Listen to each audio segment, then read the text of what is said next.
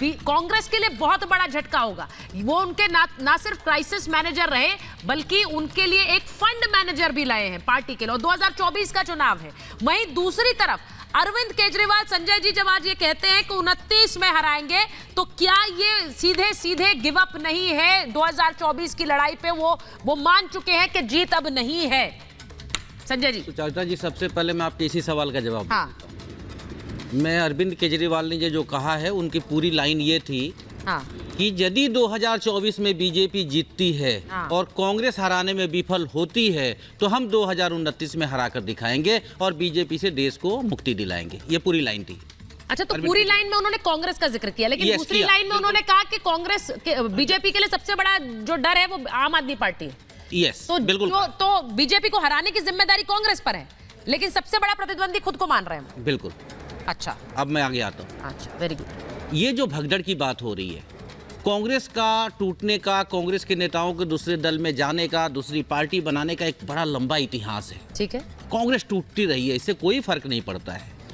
फर्क आज इस बात से पड़ रहा है सुचारिता जी कि जिस तरह से पार्टी टूट रही है, जिस तरह से नेता बीजेपी में जा रहे हैं, उस प्रक्रिया पे क्या सवाल नहीं उठना चाहिए? आप जिन लोगों के ऊपर पहले आरोप लगाते हैं, जैसे एक आदर्श, एक आपका महाराष्ट्र में अशोक चौहान जी आए। अब अशोक चौहान जी के ऊपर एक आदर्श घोटाला का आरोप था। बीजेपी उनके ऊपर श्वेत पत्र लेकर आई थी। पहले घोटाले की बात करती है, फिर वो नेता बीजेपी में आ जाते हैं, फिर बीजेपी कहती है कि भाई मेरे सिद्धांत से प्रभावित होकर नेता आ रहे हैं। एक बहुत लंबी फहरिस्त है। आप आसाम चले जाइए, बंगाल चले जाइए, आप महाराष्ट्र चले जाइए। अब अजीत पवार प्रधानमंत्री जी खुद आरोप लगाते हैं कि 75,000 करोड़ के घोटालेबाज को पकड़ लिया है, और तीसरे दिन आप शपथ दिला देते हैं। तो ये जो क्रम है लोगों के आने का, क्या आप डर और भय, देखिए स्वाभाविक रूप से मैं एक ईमानदारी से बात कहना चाहता हूँ। आम आदमी पार्टी के 2 विधायक जेल में हैं, एक सांसद जेल में है, एक उप मुख्यमंत्री जेल में है, मुख्यमंत्री को सम्मन भेजा जा रहा है। ठीक है। एक भी विधायक अभी तक दिल्ली में नहीं तोड़ पाई है बीजेपी। इससे यह साबित होता है कि जो अरविंद केजरीवाल की जो कट्टर ईमानदारी की बात है, यदि मैं गारंटी से कहता हूं कांग्रेस जदी होती कब की 2 टुकड़े हो गई होती दिल्ली में, और बीजेपी की चांदी हो गई होती। पर वो सबूत भी नहीं दिखाया अभी संजय जी, सबूत भी नहीं दिखाया। जो 25 करोड़ मांग रहे थे, 25 करोड़ का सबूत भी नहीं दिखाया अभी तक। उन्होंने विधानसभा में बोला है। ये बीजेपी कह रही थी। अच्छा, एक बात बताइए, कितनी आश्चर्य की बात है, बीजेपी के प्रवक्ता और नेताओं को कैसे पता कि अरविंद केजरीवाल तो अब जेल जाएंगे, जेल जाने से नहीं बचेंगे? क्या ईडी ने बता रही है? क्या ईडी को बता रहे हैं? ये वो खुद कह रहे हैं। आज उन्होंने फिर कहा है विधानसभा में संजय जी। अच्छा, किसका खुद क्यों कह रहे हैं? क्यों कह रहे हैं? क्योंकि अगर चोरी करोगे, भ्रष्टाचार करोगे तो जेल जाओगे। कह रहे हैं मैं जेल चला जाऊंगा, ये मेरी सरकार तोड़ देगी। बीजेपी के किसी भी नेता, किसी भी प्रवक्ता का बयान देख लीजिए। उन्होंने कितनी बार ये ट्वीट किया है कि मुझे जेल भेजा जा सकता है। सुन तो लीजिए, मैं ये कह रहा हूँ कि आज आपको अरविंद केजरीवाल, किसी भी नेता से पूछ लीजिए बीजेपी का, वो एक ही बात कहेंगे, अरविंद केजरीवाल को जेल जाने से कोई नहीं रोक सकता। इसका मतलब आप डिसाइड कर रहे हैं। ठीक है, क्यों कह रहे हैं बताइए राकेश जी, क्यों कह रहे हैं आप लोग? जेल जाएगा और कहीं नहीं जाएगा। कह रहे हैं आपने प्लानिंग कर रखी है, इसलिए आप कहते हैं। मेरा देखिए सुचरिता जी, मनोज, यदि नरेंद्र मोदी जी के काम से भ्रष्टाचारी पार्टी के लोग हैं, चला जाता है बीजेपी में, कोई चिंता नहीं है। लेकिन जो डर दिखा करके भ्रष्टाचारी लोग हैं, ये गलत है। कोर्ट से भी कोई रिलीफ नहीं मिल रहा। बार बार जमानत के लिए अर्जी लगाई जाती है, लेकिन अर्जी सुप्रीम कोर्ट से भी रिजेक्ट होती है। मुझे लगता है कि संजय जी को न्यायिक व्यवस्था पे विश्वास रहेगा।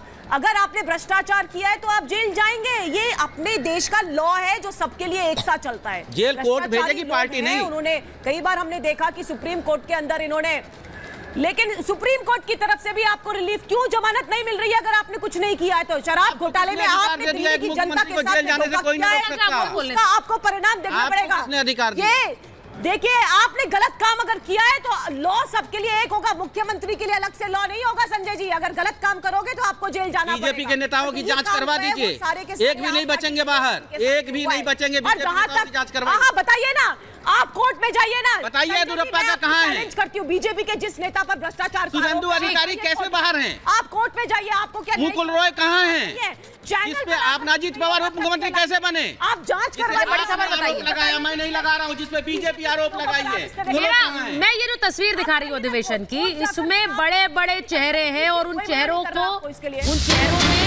शामिल होने के लिए क्या एक फहरिस्त खड़ी हो गई है। बड़ी खबर यह है कि अधिवेशन में, बीजेपी के अधिवेशन में जेपी नड्डा का बड़ा बयान आया। वो कह रहे हैं हमें बीजेपी को 370 पार ले जाना है। अब की बार एनडीए 400 पार, वो जो नारा है वो अधिवेशन से फिर से आया है। और ये तस्वीरें उसी अधिवेशन की है जहां नरेंद्र मोदी प्रधानमंत्री भी इस वक्त मौजूद हैं और बीजेपी के राष्ट्रीय अध्यक्ष जेपी नड्डा इस वक्त जब थोड़ी देर पहले बोले हैं तो फिर से 400 पार की बात कही है। मैं सिर्फ इस बात को समझना चाह रही हूं, जब नीतीश कुमार पाला बदल कर गए प्रोफेसर साहब, तब मुझे याद है एक दिन पहले तक आपसे बात हो रही थी, आपने माना नहीं, लेकिन वहां सरकार गई, अब तो डिपार्टमेंट की भी जांच की बात वो कर रहे हैं।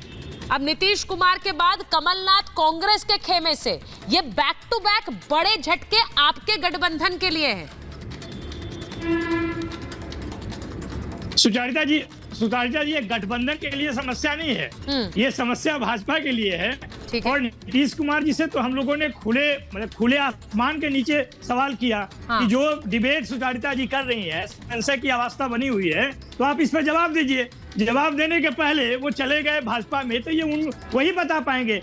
हमने तो जब वो भाजपा छोड़कर आए थे, पूरे देश के सामने जो 2 बातें कही थी और उसके बाद हमसे माफी मांगी थी, हमारे पार्टी के नेताओं से माफी मांगी थी कि 2017 में जो हमने काम किया वो गलत किया था। उसके बाद वो आकर सरकार बनाए। हमारे लिए तो महत्वपूर्ण ये है कि जो 17 महीने में हमने काम किया तेजस्वी जी के नेतृत्व में, जो उन्होंने काम करवाया नीतीश कुमार जी से, वो 17 साल पे भारी पड़ रहे हैं आज भी पूरे बिहार में।